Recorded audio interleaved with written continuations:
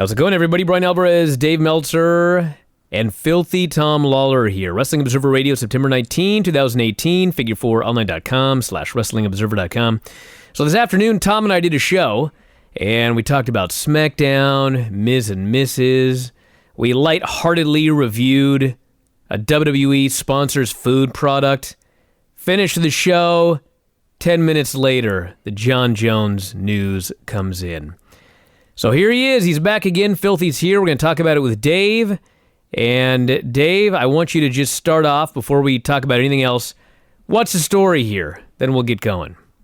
The story here is that Jon Jones went before an arbitration panel in Canada, and they ruled that his suspension should be cut from the listed 48 months, 4 years, to 15 months for a variety of reasons. 15 months, you say?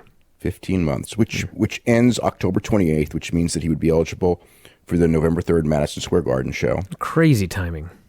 Isn't it, though? Especially since I've been hearing all year that they were looking at, him fighting in Madison Square Garden since he's from New York and everything. So it all kind of worked out conveniently. I'm not surprised. I'm appalled. I'm completely appalled, but I'm not surprised. I think I would be less appalled if I was surprised.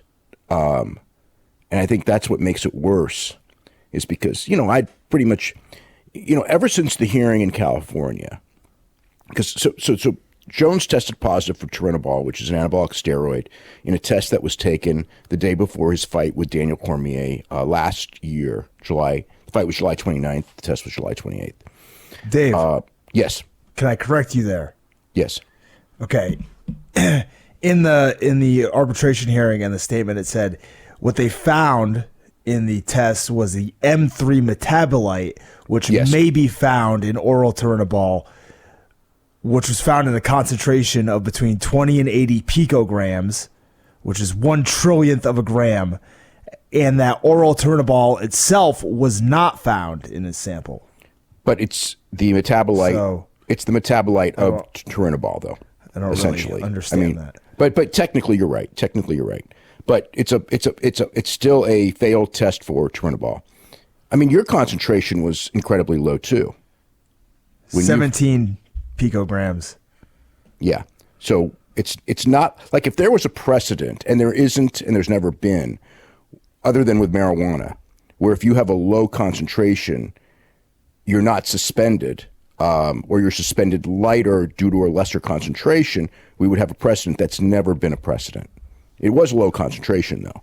But usually, in most cases, not all, in most cases, when guys get suspended, it's going to be a low concentration because, for the most part, if guys are suspended, they're trying to find a way around it in some form, in which case it's usually hard to catch them, but the sensors, being as strong as they are, can now catch these things in such small, minute amounts that you can catch slightly more people than before.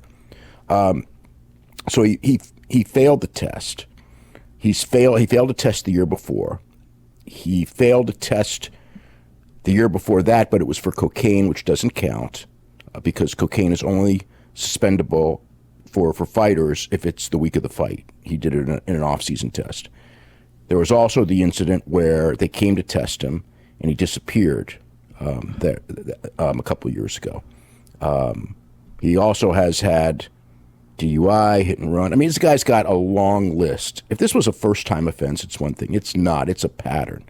And one of the things that kind of appalled me in some ways is that one of the reasons that his suspension was essentially cut was because they felt that he was honest. The reason they felt he was honest was because in discussing everything with them, he admitted that he was using street drugs, illicit drugs, including cocaine, both before the Cormier fight, which, his track record and admittance of cocaine and all that, that's known. But also after, even though he had said that, he'd learned his lesson, he'd been to rehab, blah, blah, blah. But he did later go to rehab, which I guess never came out. And so they felt that because of that, they took that as a positive. He's honest because he admitted the cocaine use long after he had denied the cocaine use. So that meant he was honest also when he said he had no idea how the stuff got in his system. Don't cry again, Tom.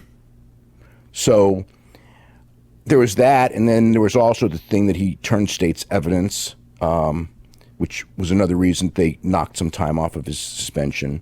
Sometime? Well, they knocked a lot. Over 2 years. Well, a lot of it was because they felt he was honest and they felt he wasn't knowingly cheating.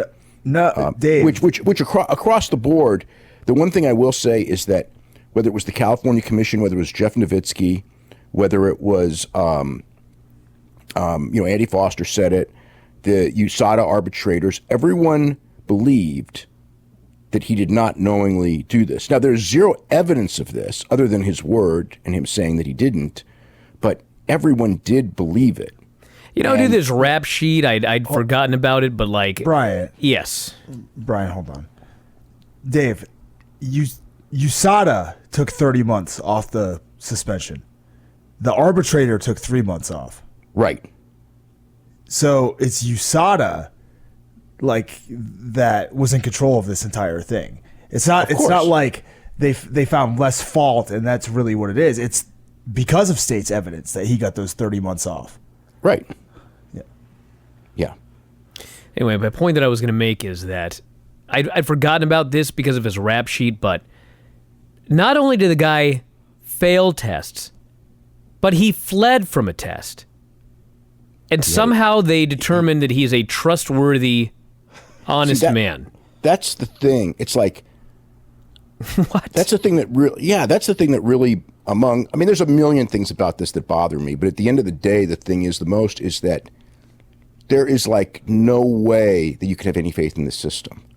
And it's like, I know that when we talked about the McGregor thing, that was a different system. I mean, that was, and with Floyd Mayweather, that was a different system, but this was supposed to be an independent system.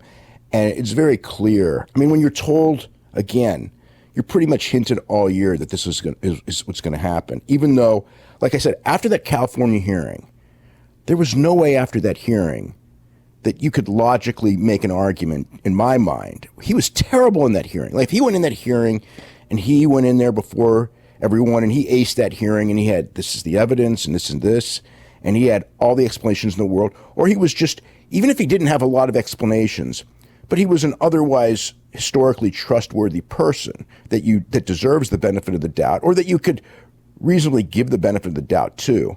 That's one thing, but he's not. And yet everybody was willing, because he's, Jon Jones and he draws money. Everyone is trying to figure out. I mean, California, realistically, when they did that suspension thing, they revoked his license, which meant that he has to reapply for a license, okay? But they didn't put a timeline on it. So it was essentially, what they were saying is, we're not going to put a timeline on this. Now, it should be many years, but we're not going to do it. We're going to leave it to USADA, okay? So that was really weird when he sits there and, you're giving him a year, because it was forever before the hearing in California kept getting moved and moved and moved and moved and moved. It's like a year before he even has the hearing. And in a year, we figure he must have some defense, some evidence, and his only defense is, trust me, okay? And again, if he had no priors on anything, maybe you could say, trust me. But Tom, this is, I one of the reasons I wanted you on the show is, you had no priors. You had no track record. You have no felonies that I'm aware of. Zero. You had a non-steroid. You had a low concentration, just like he did. You had no explanation for it, like he did. You got 24 months. He got 15 months. Aside from the fact that you didn't even get to come back, which is a different issue. But again, like if he had if you had no priors, and and again, it's like when you got and you and I even talked about this before it came in. And we both kind of acknowledged, as fucked up as it is, that you were getting the 24 months because there was no way, rationale from their standpoint, okay, from their standpoint, not knowing you, not knowing anything, there was no way, due to lack of evidence, that they could give you anything but the 2 years. That's how I saw it. I hated it, but that's how I saw it. But with Jon, there was no way to give him less than 4 years. There was no way. And if anything more, because it's not, this is a pattern. You know what I mean? It's not like a one-time thing. And it is a steroid. It's not, a SARM, and it was also tested positive the day before a fight, not off season, so it just compounds things. It's ridiculous. And it's just disheartening, that the whole system, put it mildly. Yeah. That the whole system basically worked in collusion because they didn't want this guy out for 4 years because there's not many stars and he's perceived as, and he is a big star. And for whatever reason, because he's a fantastic fighter, they've treated him like a bigger star than he really is. Like Conor is a really big star. Jon Jones is levels below Conor. When it came to The Ultimate Fighter and when it came to whitewashing negative things in The Ultimate Fighter, they protected Jon Jones. They didn't protect Bisping. They didn't protect Ronda Rousey. They let Ronda Rousey go on that show and look bad because it's a reality show and that's the deal. And they didn't protect her. And she was Dana's favorite and she was a real big star. But they didn't perceive her to be as big and as valuable as Jon Jones when Jon Jones was on that show. That's just, another example of everything. And granted, they stripped him of the title on the hit and run. He got, pretty much slap on the wrist on that one too. And it's just like a whole pattern that, again, I don't know.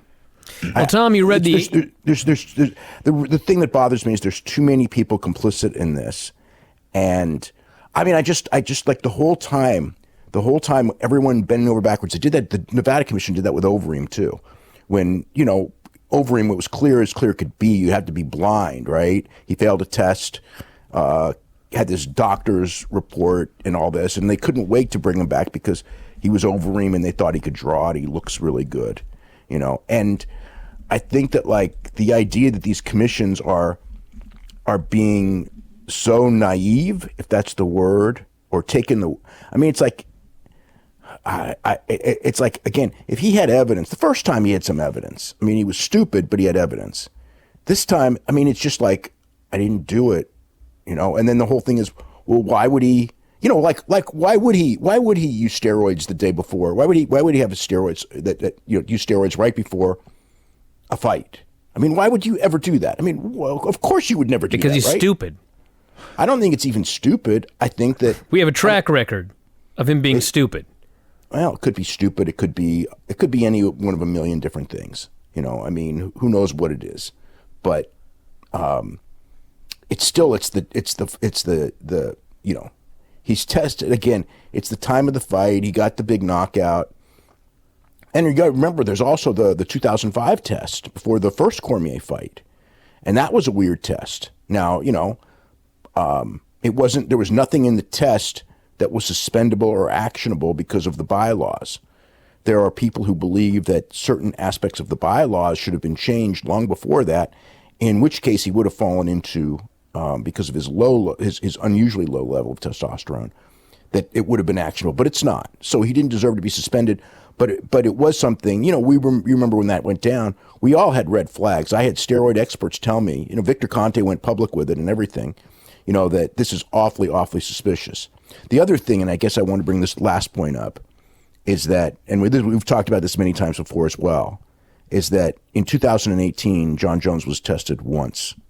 When you fail a test once, you're supposed to be tested regularly. If you fail a test multiple times, you're supposed to be regularly tested. They went out of their way to make sure they didn't catch him this year by not testing him. How many times were you tested, Tom? 4. And one whereabouts failure, because I was in Montreal for a wrestling event. I forgot to update my status on the app. They showed up at my house. I immediately called Jeff Nowitzki, and had him contact the offices, which nobody contacted us back. So in a case where like I was not running from taking a test, I got the maximum for that missed test. I got the whereabouts failure. So you've read the entire thing. Yes. What are your thoughts on this, Tom? Well, I'm pretty disgusted by the fact that you can rat somebody out and get a reduced sentence. I mean, what kind of precedent does that set? What kind of slippery slope are we going down here where you could possibly just go, hey, wait a minute, there's this teammate over there I don't like. We're using the same thing. He didn't get caught. I can rat him out. Is that what we're going to lead towards? Well, hey, let me say one thing. We don't know what the deal is yet. We don't know if it's, hey, he could have ratted out a teammate. He could have ratted out somebody from another team. It could be a company. It could be Johnny Bravo. We don't know. Well, let me say one thing before you go on. When I heard that part of this was him turning state's evidence, however you want to phrase it, all I could think was, if this guy is not squeaky clean, like 150% squeaky clean. Now that this precedent has been set, guess who will be the number one target for all of those fighters who are pissed off right now? It's going to be Jon Jones. Got to keep his nose clean. Anyway, go ahead. Yeah, but what's good, that's not going to matter. Well, actually, after today, you're probably right. Yeah. It should matter, but it won't. Anyway, go ahead, Tom. Yeah. Cowboy better watch his back. So they don't like each other, too. Exactly. Yeah. Public feud. So, because I think isn't he the one that said that Jon Jones was hiding under the ring? I mean, I don't know where that story started. But I mean, it was pretty well known. But I mean, here's the other thing. Okay, it's like, again, and this is one I kind of don't even want to bring up, except you have to bring it up at this point. And that's, because the source is Colby Covington, and Colby Covington to me is a guy who says whatever he wants for attention, doesn't care if it's true or not. But Colby Covington was Jon Jones' roommate in college, and he said he was doing this stuff in college. Now, I don't know that I even believe that, but I can't again, when we're talking about like a track record, I can't dismiss it when a guy tests positive and when a guy's had, again. And his family has a track record. His family has a track record. Exactly. It's not just him. Yeah. So what'd you get out of what you read, Tom? The arbitrator. So USADA gave the 30-month reduced suspension, and based on what I read, the arbitrator can do nothing about that. We get no information, and the arbitrator gets no information about what exactly happens in that case, like what he gave them or anything. It's completely up to USADA to give that information out. So the arbitrator is not subject to anything other than strictly the amount of assistance given by USADA. No reason, nothing. And the way the policy is written, there could be a reduction or based on no degree of fault, and there does not have to be a substance found in this case. So the arbitrator said that he had some fault, but he had taken steps to ensure he was trying to meet guidelines. He had submitted 14 different supplements to be tested. None of them came back with the substance. He and his reps said they thought they were using USADA-approved supplements, which I can tell you very precisely, they let it be known that there are no such thing as a USADA-approved supplement. And when you have to take the online test, the video modules every single year, usually that's one of the questions, or usually that's brought up in the video. Are there USADA-approved supplements? No, there are not. Okay, let me interrupt you here. It's also come out that unlike you who actually watched this stuff, he never did. He had people do it for him and claim it was him. So that's another strike on him, is that he let his, basically, whoever it was, his camp, do it and claim it was him watching, so he didn't even bother doing it. which, if anything, is another, to me, should be another, like, I'm not saying throw the book at a guy for that, but still, it's another thing. And also, the last time, not this time, but the time before when he failed the test, the supplement that he later claimed was one that he claimed and had evidence, to his credit, that it contained the clomiphene that he failed for. That supplement he never declared, which is another violation of not declaring a supplement that you used. So it's like this guy has like one thing after another, minor, all the minor things, minor things, major things, one after the other. And yet, he gets, and again, if it was like one entity giving him a break, I could be mad at one entity. Okay. It was every entity. That makes it way worse. Now, Dave, when you're talking about the clomiphene that was found in the tainted supplement that he did not declare, mind you, is that what Dana White is talking about when he says the arbitrator found that Jones never intentionally or knowingly took steroids, and the result of the positive test was a result? That's the clomiphene from the 2016 failed test. Okay, so he's saying that was a result of a positive test, was a result of a contaminated substance. The science completely supports the finding. Right. Like, what the hell does that have to do with this one? It's nothing to do with this one. That's the 2016 Okay, test. so he's trying to create a story here. Well, here's the other thing. This is another one that again... Because that statement was from today, as if whatever he had failed for... They found no evidence of why he failed. Well, the way that Dana wrote this, he's trying to convince people that, in fact, it was a tainted supplement. But there's no evidence of that whatsoever. I'm sure Dana wants to believe that. I'm sure everyone wants to believe that. I mean, it's like, that's but the tainted supplement excuse, it's like, everyone knows that, like, and yes, there have been people who failed for tainted supplements, but this guy, like, he submitted 14 supplements and couldn't find anything, but here's the other thing too, is, when it comes to, that type of a thing, there have been like many misleading things over and over again in the last year that, like, it took me like minutes every time. And some of these stories broke, and I was, like, there was the blood test that didn't show any turinabol in the blood test, right? So it's like, hey, he took a blood test on the day, literally the day after the urine test that he failed. He took a blood test that showed no signs of turinabol. Turinabol doesn't show up in a blood test, but they sent that out. It was in all the things. Hey, he must be innocent because the very next day he passed a test, and that was a complete, like, disinformation. It was complete bullshit. As soon as I read that, I go, this is complete bullshit. And I said that at the time. And, within hours, everyone, oh yeah, this is complete bullshit. Okay. So that was one. Then there was the one where he passed the urine test, whatever it was. I forget the day now, but it was weeks and months later. Well, guess what?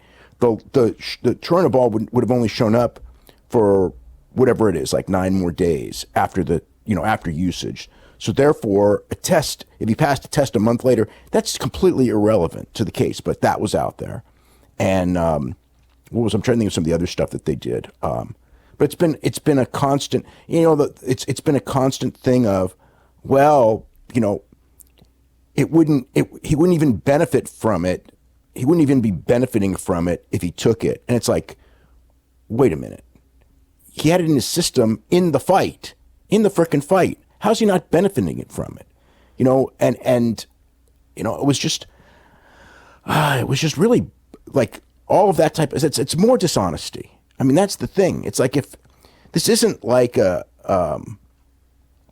just webs and webs of dishonesty, I guess, is the thing that really bothers me about it. And, the Dana White thing is probably par for the course. They're going to come out there and they're going to say something. They're going to try to mislead the public, like before, like when he went to the rehab and left after a day, and somehow that was, fine, even though nobody else goes to rehab for cocaine and leaves after a day and it's considered fine.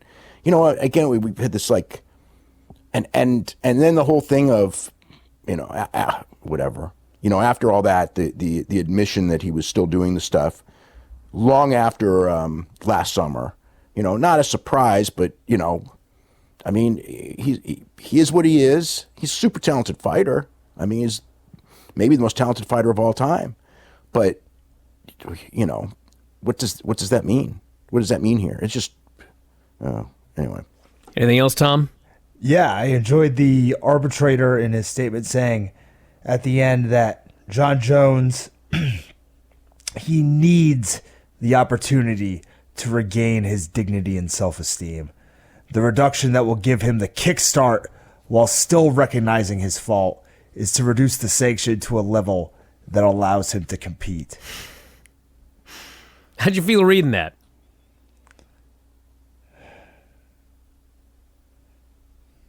There's no words that can put in.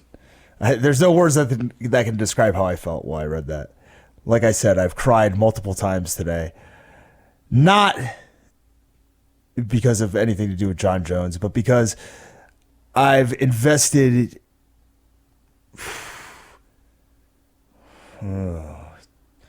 23 years of my life into a system that is so disgustingly out of whack that I no longer enjoy it.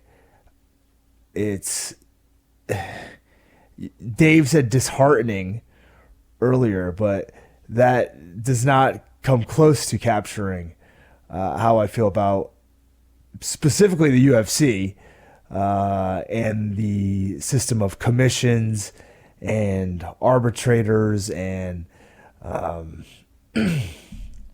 what would USADA be? Governing bodies, drug testing companies involved in what the UFC is doing. It's sad that they promote themselves as a sport when clearly that is a disguise, and this is a business set up to garner some executives the most money that they possibly can.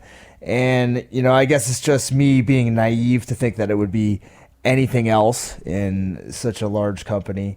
But, as a fan, and not only a fan, but, and it's very rare that I even think of myself as this, but as a competitor, I'm sad, Well, think about this. In my personal life, I'm sad. This has affected me greatly. I mean, it's affected the entire course of my life over the past 2 years, not only because of the way it went down with USADA and me, but also the way that I was treated by the UFC. And what about other people's dignity and self-esteem? They don't deserve that same thing. They don't deserve the same opportunity and the same kickstart.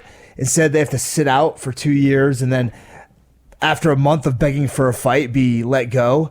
The system's not fair. Life's not fair. Sometimes I have to realize that, and this is one of those situations.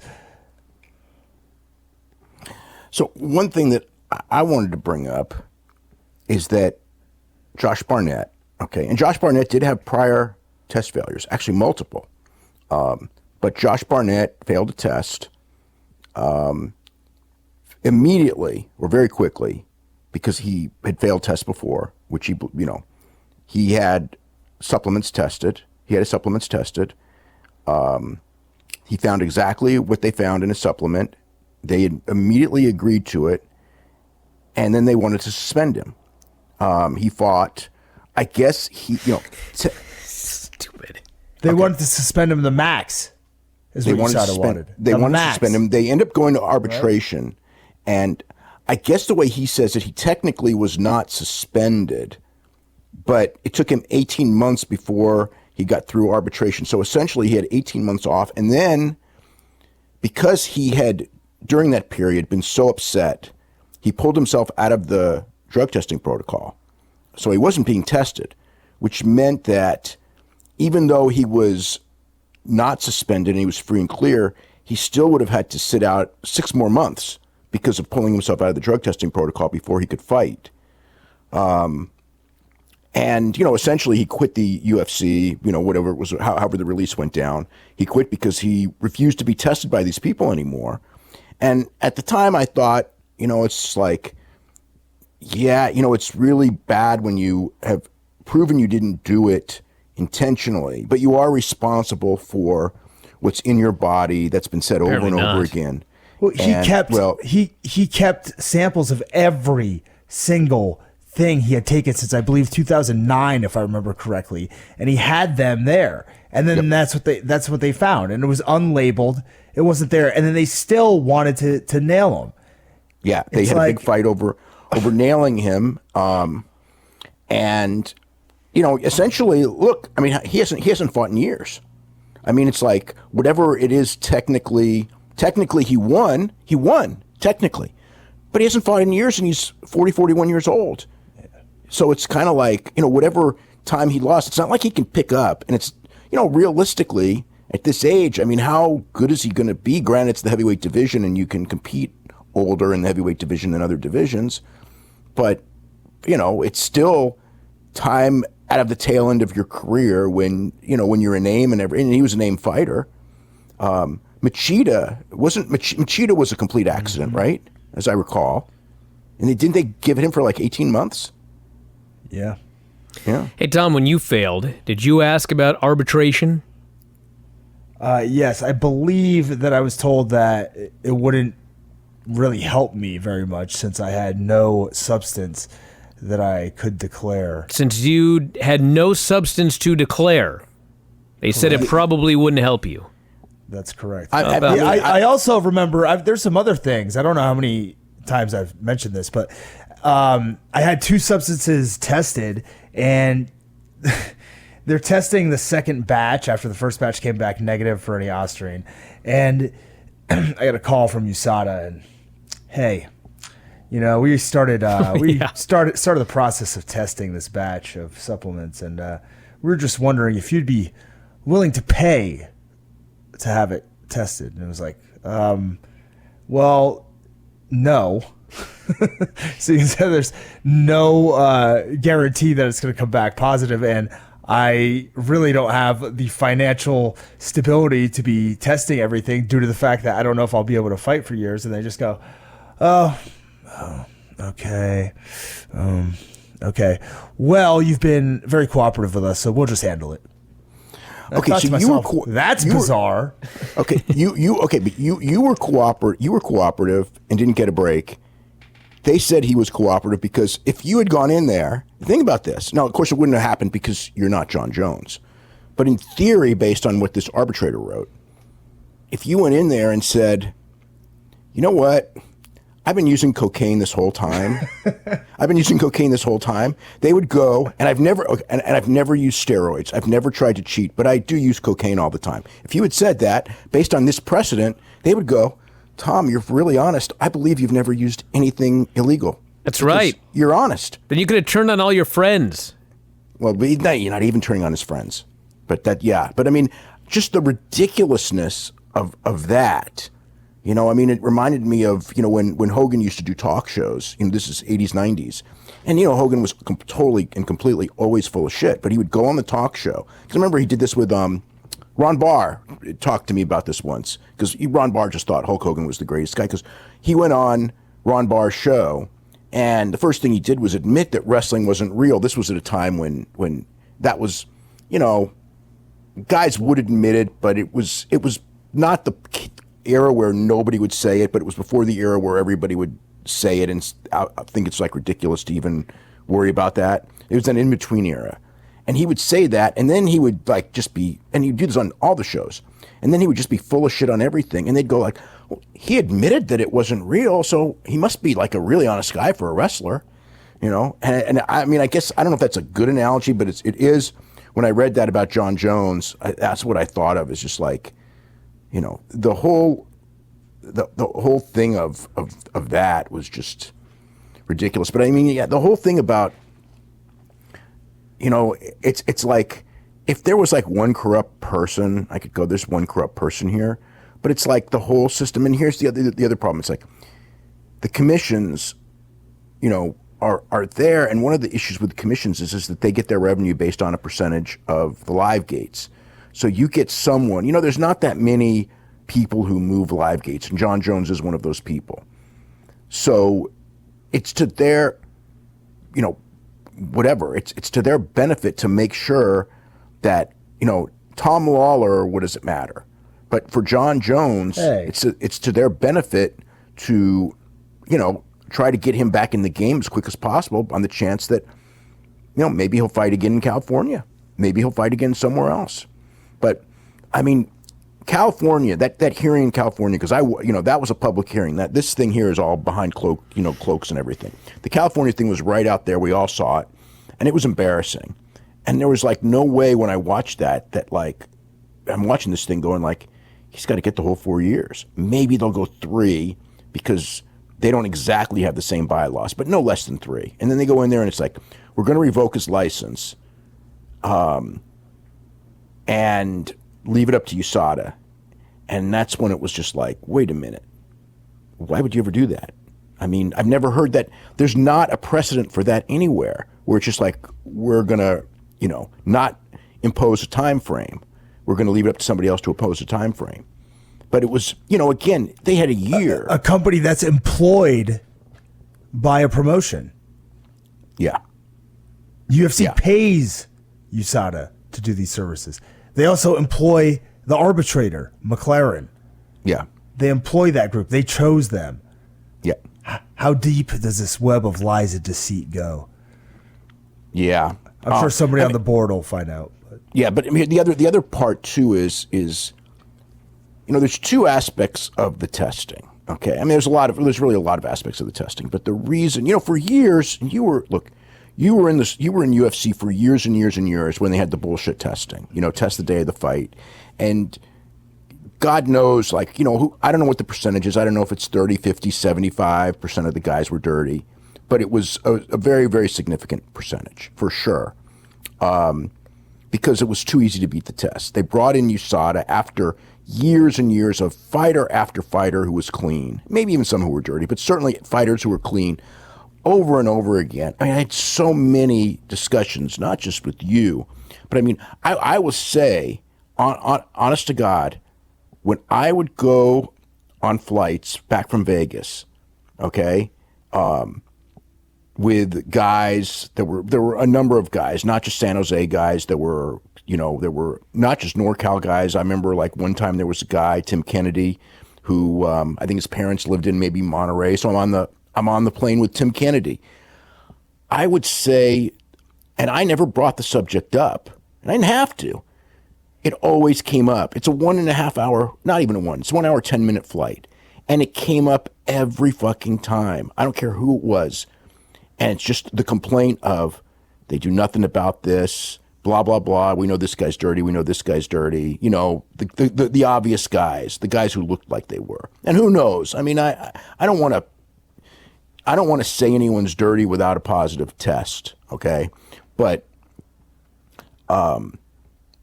there's always suspicions, and fighters are going to have suspicions, and fighters know fighters, and fighters know, fighters know who in their camp is doing it. In general, I think they do, and I think that they know which stars are and aren't to a degree, not 100%, but I think the word gets around and things like that. I mean, I've certainly heard word about an awful lot of guys. Again, it's no proof, and you can't suspend people for it, but you certainly hear it. But the point I'm making is that every conversation, this aspect came up of, they're not protecting us from these dirty fighters. And this is dangerous business. We're getting our heads mashed in, you know what I mean? And they're not protecting us.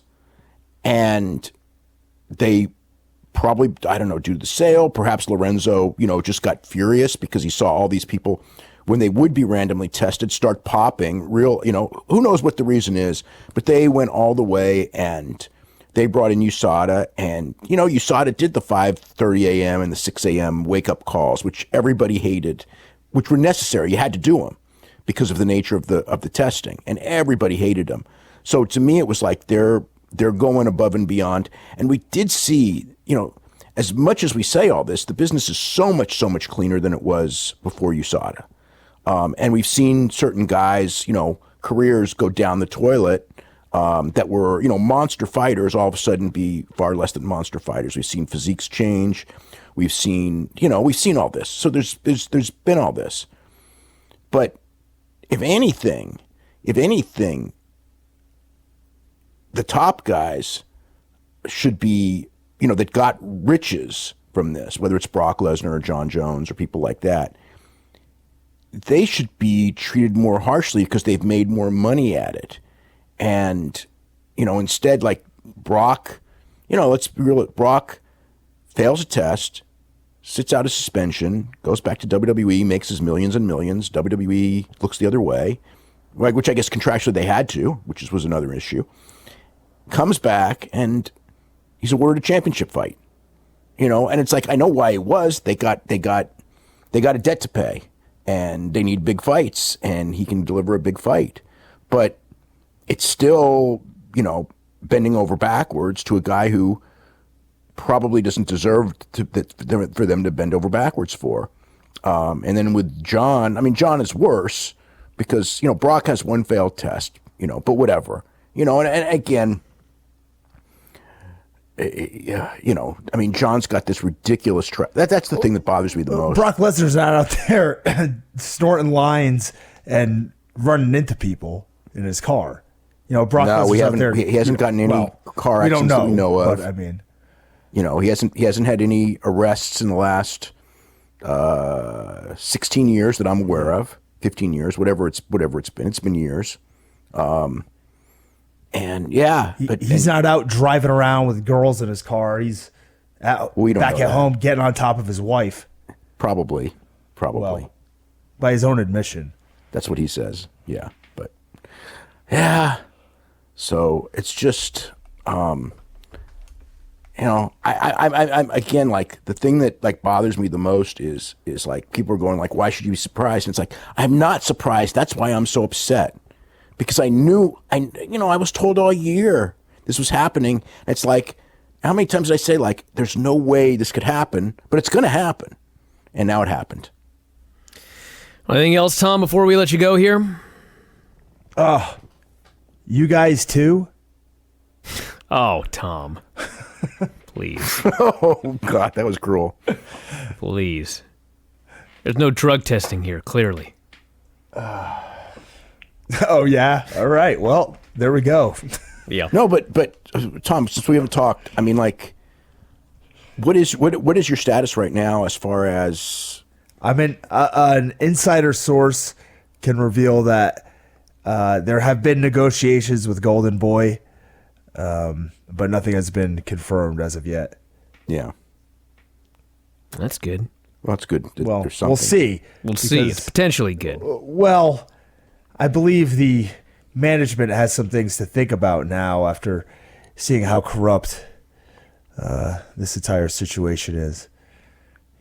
Perhaps the fighter in question does not want to put his hands into the life of any commission and or governing body so soon. All right. Well, any other thoughts on the Jon Jones thing, or is that it? No, just don't forget to talk about Conor. That's right. We won't forget to talk about Conor. He's got a press conference tomorrow. They're probably going to announce the Madison Square Garden. Well, I shouldn't say probably, but I wouldn't be shocked if they announced the Madison Square Garden main event tomorrow too. And could just imagine, like it's. I think from based on what I'm pretty sure it's not going to be Jones and Cormier. Dana said it wasn't going to be Jones, but what? Dana said it was not going to be Jones, so it's going to be Jon Jones. What does that mean? Yeah. Whenever Dana says something's not going to happen, that usually means that's what's happening next. Okay, well, here's the situation, though. You know who might end up getting screwed here is Cormier. Because Cormier's so sure he's getting the fight with Lesnar.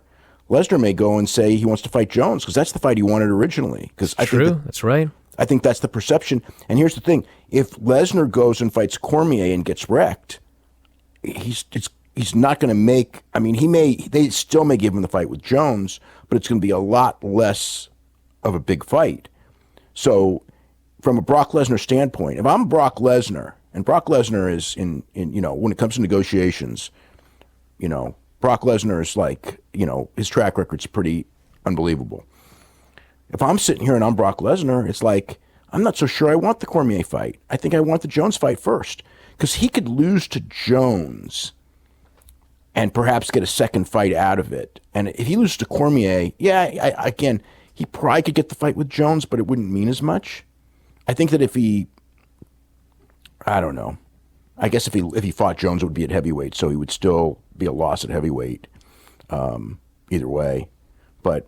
And it is a championship fight. There's two ways of looking at it, but Jones is the bigger money fight, and Brock's only in it for the money. We know that. He's not in it for championships. He's not in it for glory or anything like that. He's in it for the paycheck. And, and here's Cormier, talking about, whatever it is, but 11 or 15 times he's been woken up at 6 a.m. for tests, He's never failed a test. And it's just kind of like he's never failed a test in God knows how many years since he was, college wrestler. And, he's all frustrated because it's like, did you hear his quote of like, I'm never going to be, they're never going to have me up on a stand saying, trust me. I don't have an explanation, but trust me, and it's like, I guess that's the thing. It's like nobody ever believes today when, whether it's right or wrong, where somebody says, you can't use trust me as a defense. I wish you could. If people were honest, I suppose, but you can't. And especially with Jon, you can't. Yet, one person after another. I mean, that's the thing that frustrated me is like everyone was just like explaining, based on the fact that he passed a test 3 weeks earlier, that therefore, on the day of the fight when he failed the test, he couldn't have been knowingly dirty. And it's like,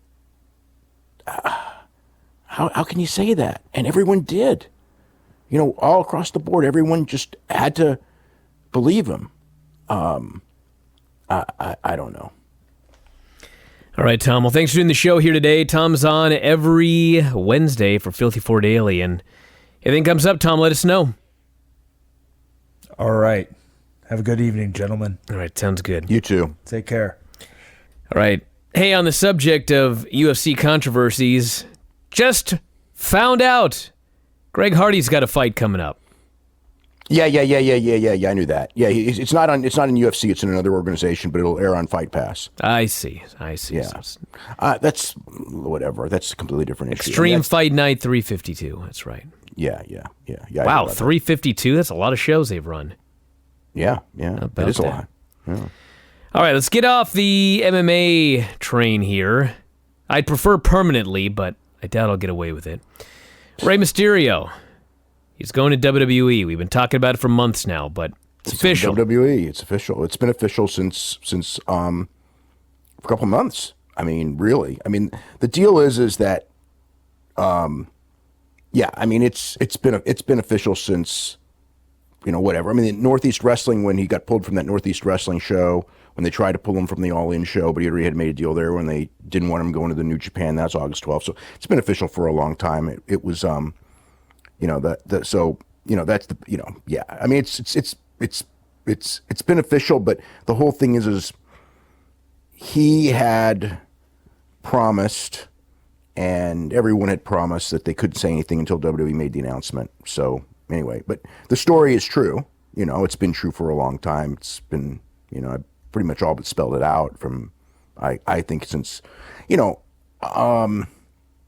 been talking since the Royal Rumble, although it didn't really get hot until, the summer.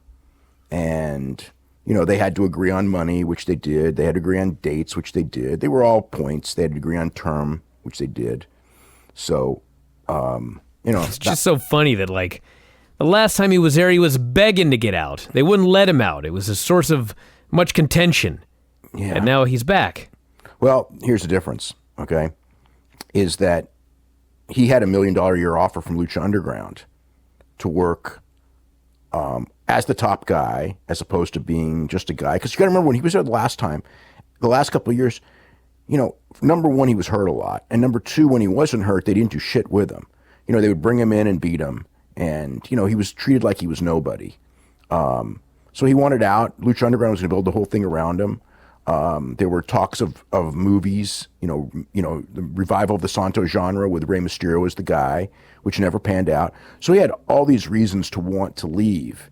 And he tried to leave, and they, did the same thing they did with Daniel Bryan. They held him and said, well, you've been injured, so you owe us another year. And they finally worked it all out. And finally, he got his release. did the Lucha Underground.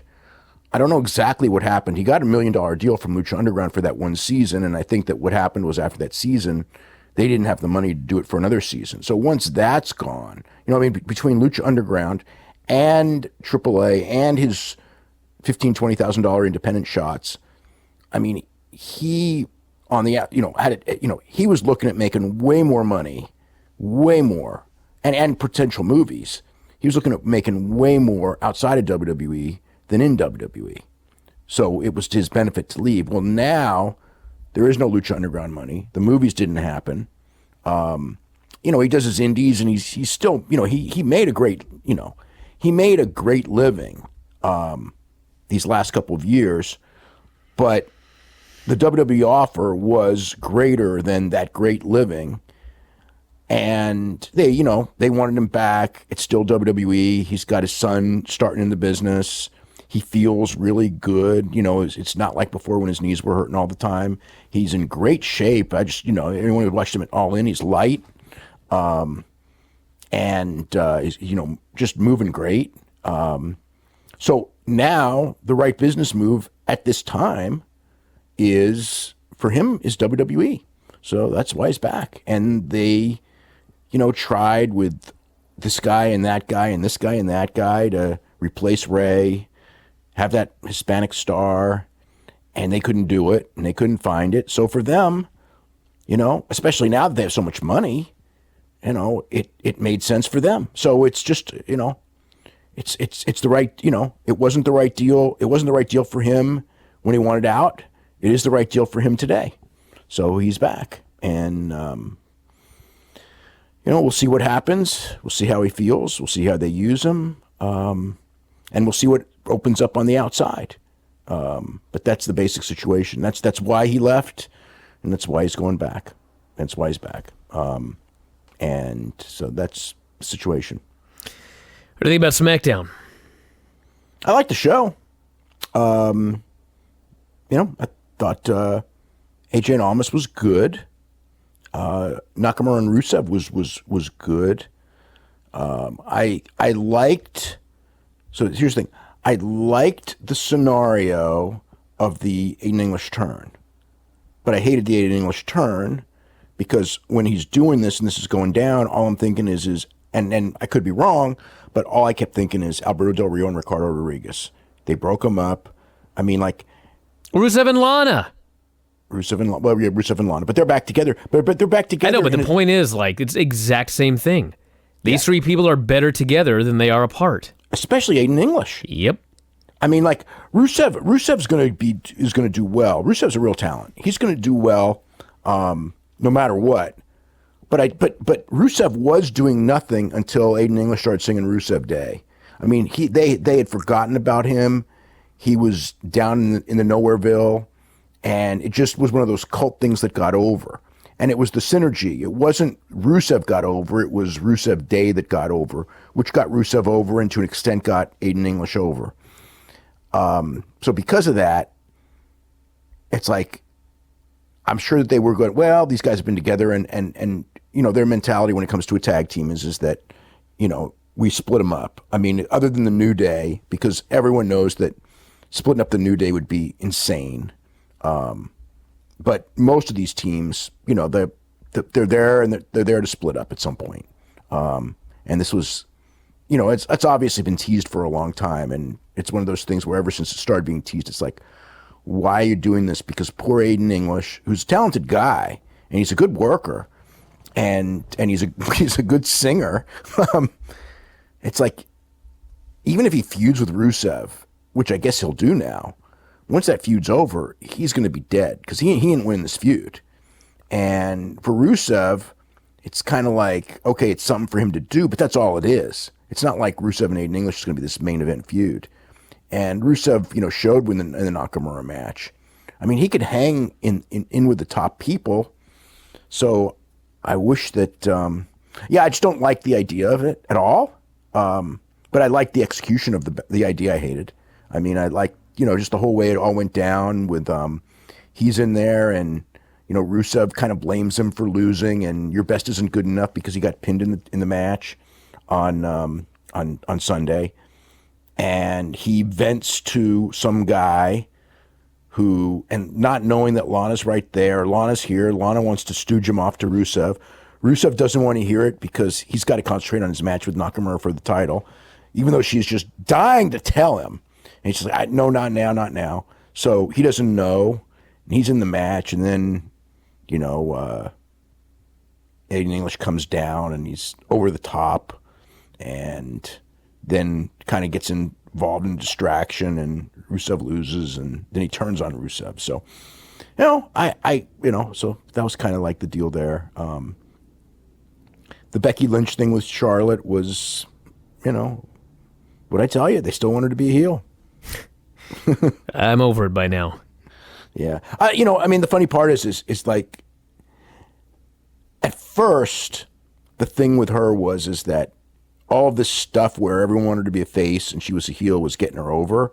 But now, if you watch, it's like the audience is just confused. It's like... Yeah, she's not nearly as over as she was. No. Well, and it's less by the day. Yeah. On this show, like there was points where when she's out there and they're you can tell like there's like the "you deserve it" chant, but it was like this really loud from very few people, "you deserve it." So she's got her pockets of fans that are just vociferous, and they're like, we're fighting the system, and we want her to be a babyface. And then the rest of the people, they don't boo her. She's really not getting booed at all, but they're not cheering her either. Like when she was beating down on Charlotte, doing the heel thing, it was like a few people were cheering loudly, but most of the people were quiet because they just don't know how to take it. Because Charlotte's clearly not a heel. And to whatever their credit, as far as how Charlotte has been reacting and everything, it has been in a sympathetic way ever since, the winning of the title was not sympathetic. But the last week or two, Charlotte's been, I want to congratulate you. I mean, she couldn't be more of a baby face. I mean, it's really hard. You know what it is? It's weird. I noticed this when they first did this because the night after SummerSlam, or the night of SummerSlam, I thought, you know what? If they keep this up, they're going to turn Charlotte into Roman Reigns. And they then, still could. But after I watched a couple of shows, I could be wrong here, okay? But it seems to me that when Roman Reigns was pushed over Daniel Bryan, for whatever reason, the fans blamed him. And they've been upset at him ever since. I think they blamed management, and he was. But here's the thing. But no, because they still hate him to this day. In this situation, because they see him as management golden boy. But it's different. In this situation, I think they blame management, and so they're not taking it out on Charlotte. No, I think that. Well, I do agree, but I think that Charlotte is far more sympathetic than Roman Reigns. I think that's part of it, and I think that deep down, that audience, which is like, let's get behind all the women. Charlotte's still like one of those key women to get behind. There are some people who resent her because she's Ric Flair's daughter and think she got it easier. Yeah, but way more people resent Roman for some reason. Like you always, people are on Roman. They're not on the company. They are to a degree. But they're like, he looks smug. I don't like the guy. He blah blah blah blah blah. Like they blame him for some reason. No. He's the same thing with Cena. It's like he's the management tool. But Charlotte's not the focal point of the TV show. Charlotte's just a woman on the roster. It's a mid-card thing. So it's not something that it's not like she's being shoved down your throat at all places. She just happens to be one of the women. And they really don't have unless you're trying to cling on to this idea that somehow, she's Ric Flair's daughter and gets preferential treatment out of being Ric Flair's daughter, which, some people will say, but that's I don't know how true that really is. It's not like, she's not the handpicked anything, because again, no woman's going to be the handpicked anything. Maybe Ronda to a degree, but it's pretty hard to boo Ronda right now because Ronda's, working at a level far above what she should be at.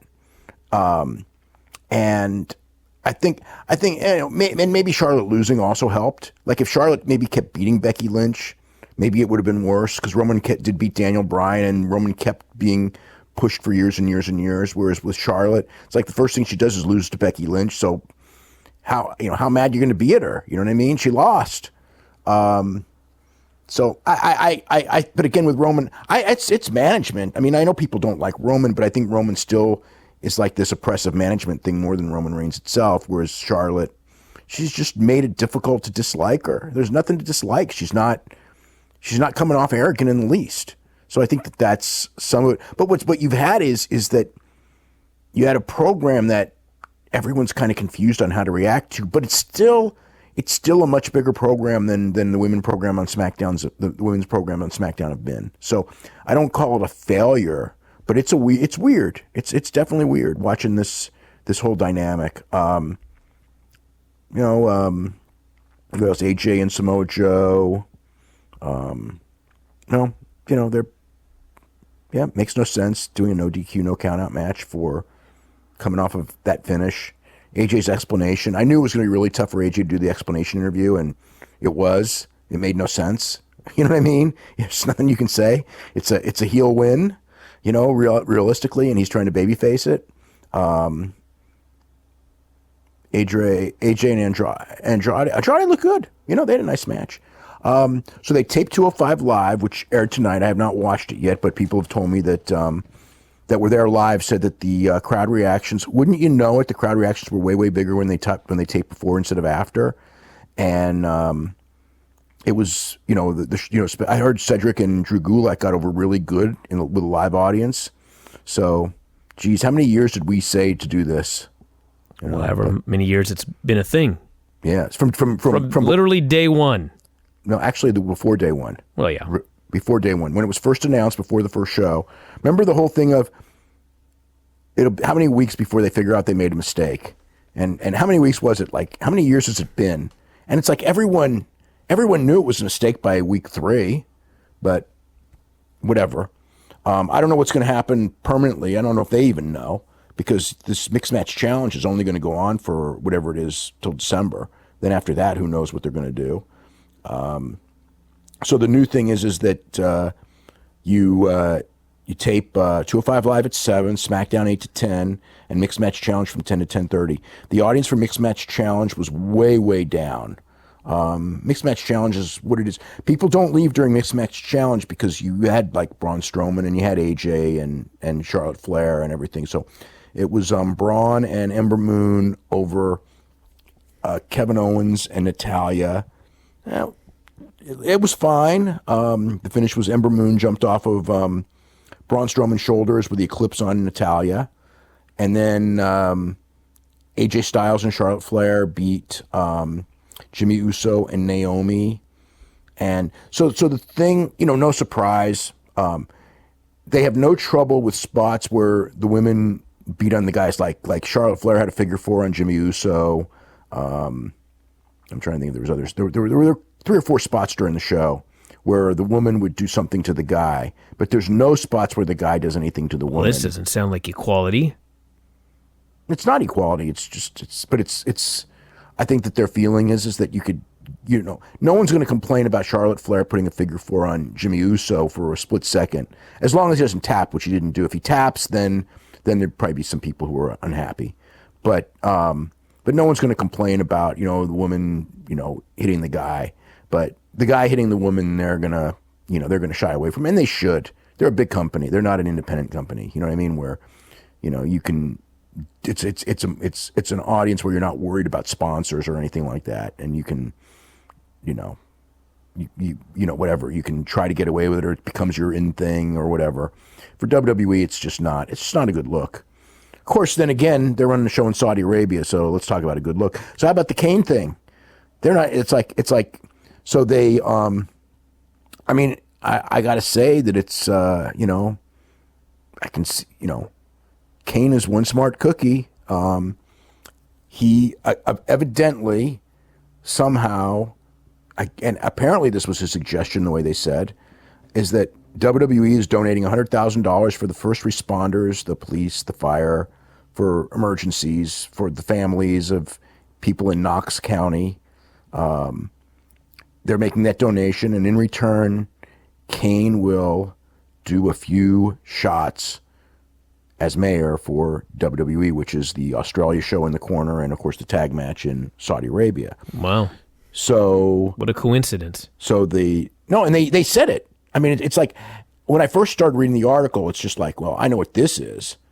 But WWE actually did the quote and said that we've donated this. So, we're making this donation, and in exchange, he's going to do some shows for us. So it's like, that's the way you can, we talked about like, God, it's kind of a bad look for, the mayor to be doing a match in Saudi Arabia. You know what I mean? I think it's a really bad move, look.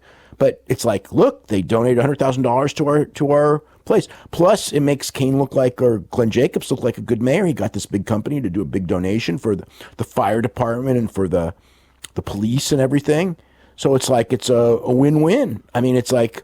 So are we supposed to believe that this donation? It's brilliant. Because of this donation to his city, he is working both of these events for free? Oh no, I'm sure he's getting paid, but it's a way to explain him taking time off from being mayor to go to Australia and Saudi Arabia to do pro wrestling. Especially, there'd be, there might be a little bit of thing of him going, because Australia's a long trip. It's not like it's a one day and back, to like going to Boston or something.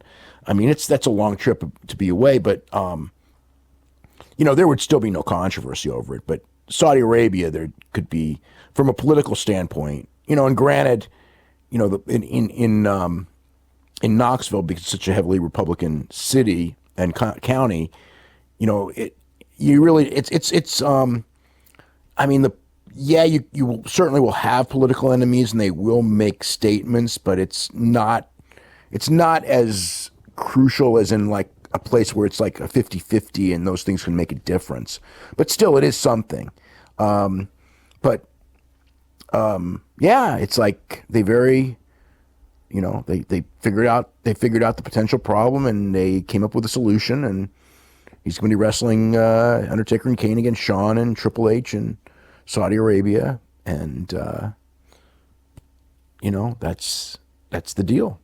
So, all right, let's do these ratings. Raw and SmackDown. Shocking numbers coming out of Raw with Baron Corbin in that main event. Yeah, well, it was a terrible third hour, but it was also against the Emmys and the football. So, so were the first 2 hours.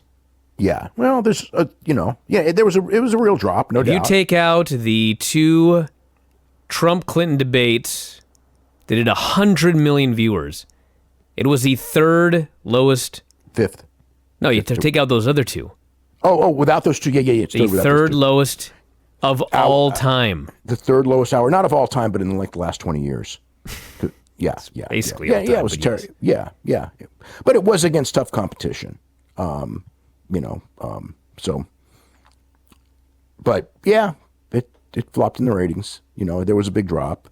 SmackDown did fine. SmackDown was actually slightly up from last week. So, of course, they're not going against the NFL. The Raw number, again, if they weren't coming right the day after a pay-per-view, it would have been a lot lower. So you look at it that way. That first hour was higher than normally is going to be. But it's football season. It is what it is. It's not alarmingly, horribly, terribly low. It was, I think that those first 2 hours actually did a little bit better than I would have expected. Not much, because it was coming off the pay-per-view. Third hour, I can't say I would have expected lower than that. Maybe that or a little higher would be my expectation, but there you go. All right, what's the update on the Observer this week? Well, I'm pretty close to done. So it'll be. It'll be done. Tonight or tomorrow morning. It's I just got to figure out if I'm going to sit down and watch that Ricochet and Pete Dunne match that everyone's raving about before, or wait till tomorrow and watch it. But I got the, I right now I probably have 2 hours of work left on it. So, there you go. Yeah. All right, that's the update, everybody. We're out of time here for today. The Filthy Tom Lawlor show is up. The Observer Live show is up. We got more coming up tomorrow. New Observer coming up tomorrow, so check it out. And that is it. We will talk to you again after a while.